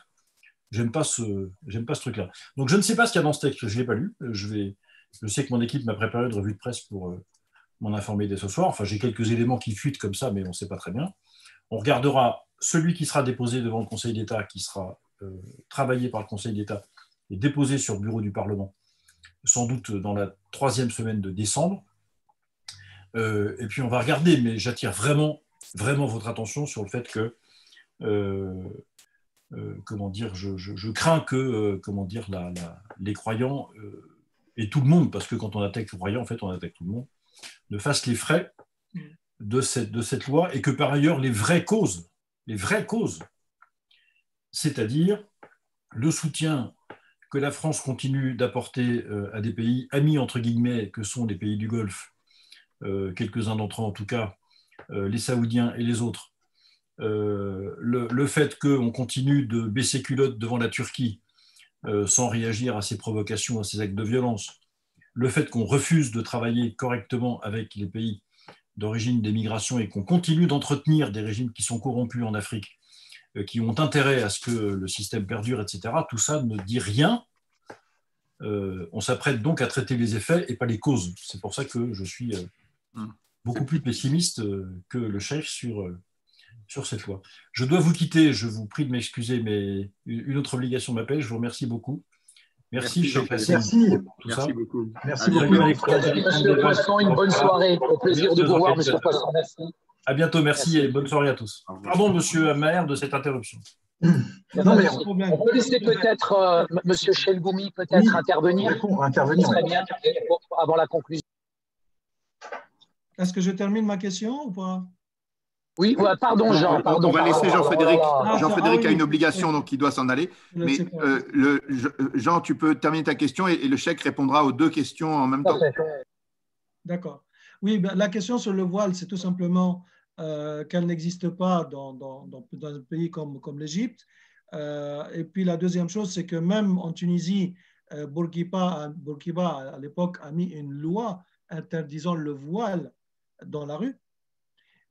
Donc, est-ce que cette question de voile à l'école, qui a fait beaucoup de bruit, elle s'est transformée en geste, enfin, des signaux ostentatoires, et ils ne sont pas vraiment attaqués au vrai problème du voile lui-même, parce que le problème n'était pas les crucifix qui gênaient personne dans des vieilles écoles, dans les classes qu'on était obligé d'enlever, ou bien le sapin dans les écoles qu'on ne pouvait plus mettre parce que c'était ostentatoire.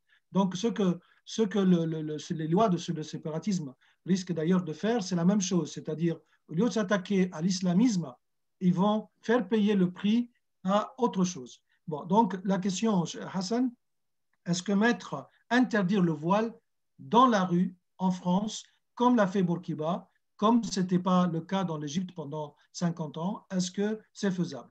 La deuxième, Al-Azhar, on en a parlé, Al-Azhar est l'institution sunnite c'est le Vatican de l'islam, tu connais bien.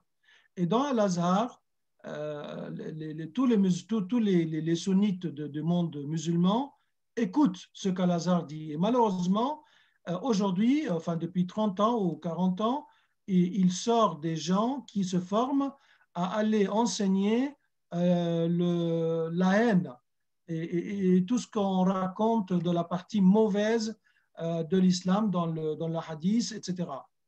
Le président Soussi, depuis qu'il a pris son pouvoir, il a demandé à Al-Azhar de faire du nettoyage. Voilà le terme qu'il a dit, qu'il faut une révolution à laquelle Al-Azhar ne bouge pas. J'ai demandé pourquoi. On m'a dit il y a 90% d'islamistes, frères musulmans là-dedans, et il n'y a que 10% et encore moins. Bon, ça, c'était il y a 10 ans. Aujourd'hui, il semble que c'est du 20-80, mais ça signifie qu'il y a 20% des gens et des imams éclairés. Al-Azhar, tu en as rencontré quelques-uns, Hassan, Mustafa Rachid, etc., qui sont venus te voir à Drancy. Ces gens-là sont prêts à travailler, c'est-à-dire les Azharites d'Al-Azhar officiels, mais des imams éclairés. Moi, j'avais fait le tour avec eux partout, au Parlement européen, au Sénat, à l'Assemblée nationale, etc. Tout le monde leur a applaudi et ça s'est arrêté là. Ces gens-là sont encore là. Ils sont prêts à intervenir en France. Ils me l'ont demandé plusieurs fois. Et quand ils ont vu le président de la Fédération protestante, Claveroli, ils ont sorti un petit article en disant voilà les lutteurs de l'islam. Donc, ces lutteurs de l'islam accueillis, applaudis, etc., qui sont encore là, qui sont prêts à travailler pour la France, pour l'islam en France, et non pas l'islam de France. J'ai beaucoup apprécié ce que tu as dit. Hein. Il y a un islam en France, pas de France. Donc, ces gens-là sont prêts à travailler. Alors, donc, deux questions.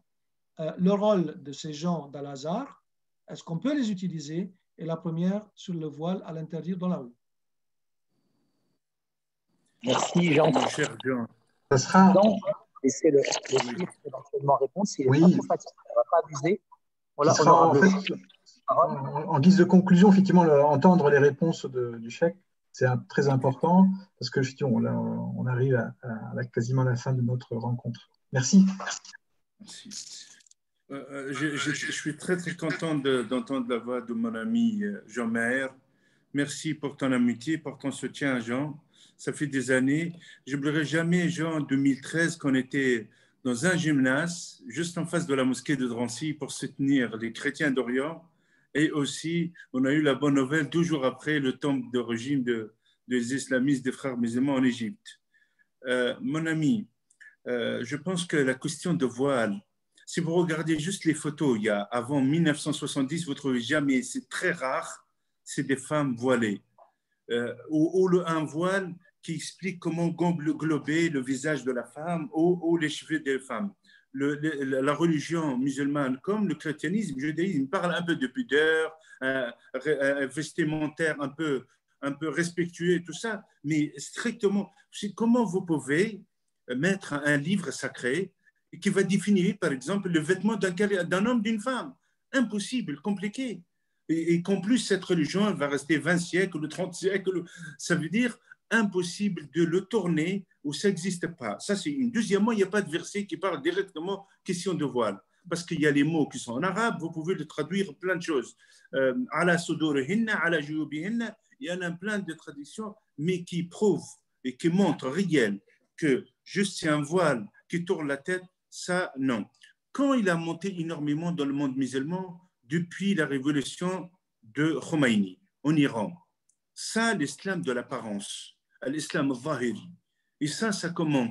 Quand il commence à monter cette révolution, soi-disant islamique, au nom d'islamique, mais en réalité, elle est chiite pour 10 à 15% de la population musulmane en tout, elle a fait de l'autre côté, dégâts chez les Saoudiens. Les Saoudiens, soi-disant le protecteur de l'islam sunnite, en général, ils ont peur. Comme ils ont peur, ils ont fait monter la sauce un peu de radicalisme plus vis-à-vis de la femme, le voile intégral, tout ça. Quand vous regardez la femme saoudienne, l'année 70 ou 60, ça n'a rien à voir. La femme tunisienne, même l'époque de Bourguiba, paix à son âme, il avait juste on appelle le sifsari, un truc tchadr, un truc traditionnel, que Bourguiba lui-même, il a fait un geste à la femme, il a dit, tu n'as pas besoin de ça pour préserver ton pudeur, ou prenez sa place. Ça, c'est les réformes. Mais Bourguiba, à l'époque, c'est un homme d'État fort. La Tunisie, elle sort de l'indépendance, sont éclairées par les écoles. Aussi, Al-Zaytoun n'était pas autant agressif à cette période.